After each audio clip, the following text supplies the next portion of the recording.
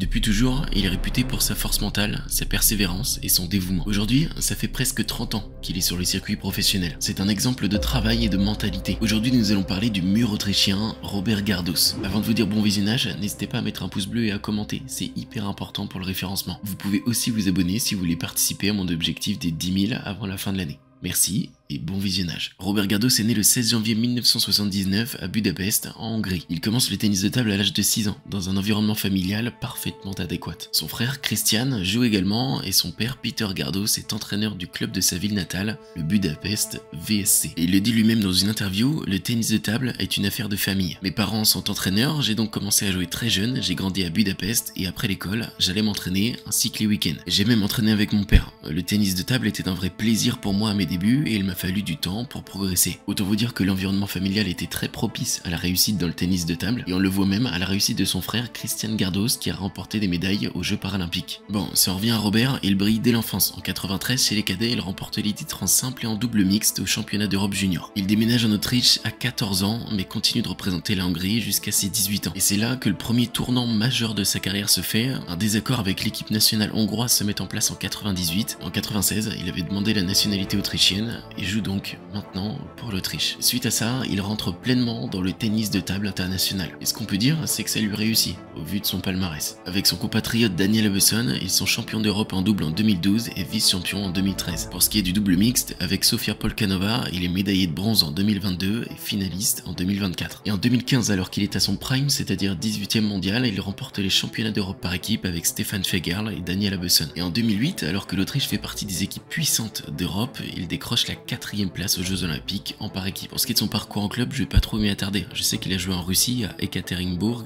en Allemagne à Grenzo, en France à Chartres et à Rouen. D'ailleurs, pour ceux qui l'ont déjà vu jouer, n'hésitez pas à me donner des anecdotes dans les commentaires. Après, on va passer aux images et là, vous inquiétez pas, ça va vous parler. Mais Robert, c'est un joueur talentueux et persévérant. Il est resté 20 ans dans le top 50 mondial. Est-ce que vous vous rendez compte de la performance que c'est? Bon, et pour ce qui est de sa vie perso, je sais qu'il a une famille, tout se passe très bien et qu'il a aussi créé son application dans le but bien évidemment d'aider les joueurs à se perfectionner, à s'améliorer dans le tennis de table. Maintenant qu'on a fait un rapide résumé de sa carrière, qu'est-ce qui manque à cette vidéo? Eh bien, c'est tout simplement de voir quelques-uns de ses meilleurs matchs et son style de jeu bien à lui. Pour commencer, je vous propose qu'on se retrouve en 2018 en quart de finale des championnats du monde par équipe. Robert Gardos fait face au plus grand joueur de tennis de table de tous les temps, Ma Long, chinois qui à l'époque était réputé pour ne jamais perdre et encore moins contre un Européen. Là où même l'espoir de prendre ne serait-ce qu'une seule manche est compliqué, Robert Gardos va perdre avec les honneurs en allant jusqu'à la belle en développant un niveau de jeu sensationnel. Et c'est la parfaite occasion pour vous montrer de quoi est capable l'Autrichien.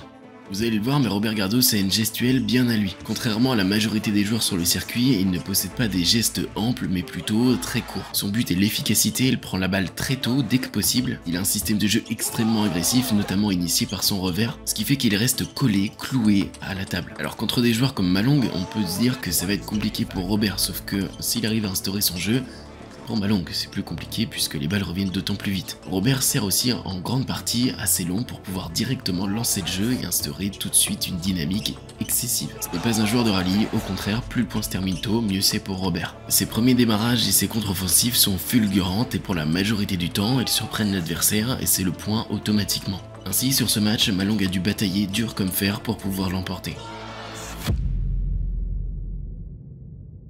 Bon, et maintenant, si on devait se concentrer sur une victoire, on va faire un petit clin d'œil à son enfance et revenir à Budapest, en Hongrie, en 2016. Nous sommes en 8e de finale des championnats d'Europe en simple. Robert Gardos, environ 45-50e mondial, affronte le géant biélorusse Vladimir Samsonov, numéro 9 mondial au moment du tournoi. De par leur classement mondial, le défi s'annonce déjà compliqué pour Robert, et d'autant plus si on prête attention à la typologie de jeu que produit Vladimir Samsonov. Il excelle dans la gestion du changement de rythme, car c'est un joueur extrêmement régulier qui va pousser son adversaire à faire la faute. De par sa lecture de jeu et son amplitude, il arrive tout le temps à remettre une balle de plus que l'adversaire. Généralement, Samsonov, lorsqu'il est à la table, est un joueur assez offensif avec des balles plutôt travaillées, beaucoup de rotation. Il ne s'inscrit pas forcément dans le registre de la rapidité, de l'explosivité ou encore de la surprise, mais par contre, comme je vous l'ai dit, il est extrêmement régulier. Et dès lors que le jeu commence à s'accélérer un peu trop à son goût, alors il recule, encore et encore, Et là, c'est un maître qui maîtrise parfaitement son art. En jeu, à mi-distance ou longue distance, c'est un prodige, il remet absolument tout, et à la table, c'est un bloqueur né. Autant vous dire que pour Robert Gardos, il va falloir être inévitablement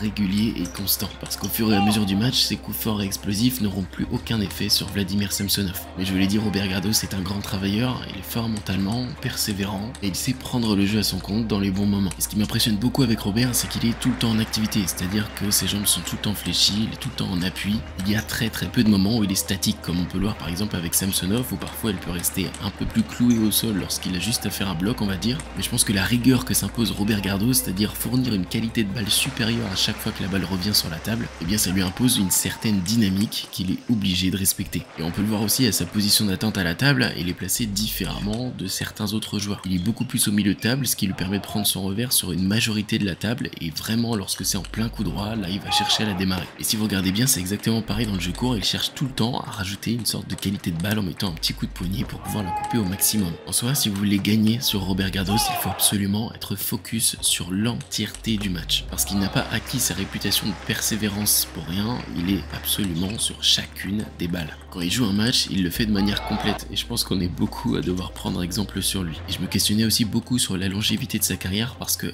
avec un style de jeu comme celui-ci, ok, il va pas courir partout, par contre tous les micros appuis qu'il fait, les espaces de jeu qui sont vraiment sur de tout petits axes requièrent quand même une bonne capacité physique. J'avoue, il y a quelques années, j'aurais pas pensé qu'elle puisse garder autant d'explosivité avec le temps. Et comme ce sont des jeux maintenant qu'on peut considérer comme atypiques, ça surprend à chaque fois, même toutes les nouvelles générations qui arrivent, ce qui permet à Robert Gardos de pouvoir garder un taux de victoire assez élevé pour pouvoir continuer à évoluer dans le monde professionnel. Et pour les puristes qui regardent vraiment la vidéo, alors sans matériel, de ce que j'ai trouvé, c'était en bois le papillon T-Mobile ALC, et pour les plaques, c'était des Tenergy 05. Et bon, de ce que je vois, c'est un bois assez cher, il est à 166 $, et encore c'est en réduction. Donc de ce que je lis, c'est un bois plutôt rapide, avec pas mal de contrôle pour pouvoir envoyer de bons topspin. Sa structure, elle est en 5 plis de bois et 2 couches en carbone Arilat.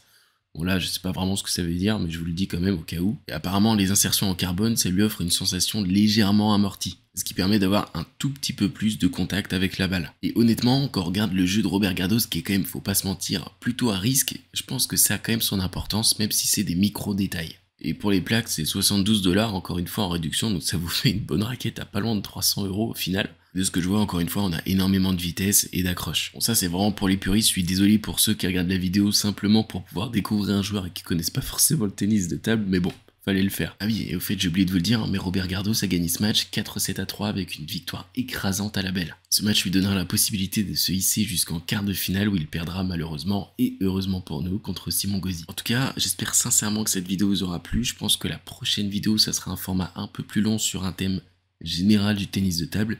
Si jamais vous avez des idées, n'hésitez pas à me les donner dans les commentaires. J'attends aussi beaucoup vos retours, j'essaye de répondre à tout le monde dès que je peux. Et comme pour la dernière vidéo, pour tous ceux qui sont restés jusqu'à la fin de celle-ci, n'hésitez pas à me dire contre-offensive dans les commentaires, comme ça je saurai que vous avez regardé tout jusqu'au bout et que vous êtes les meilleurs. Voilà, merci et à la prochaine.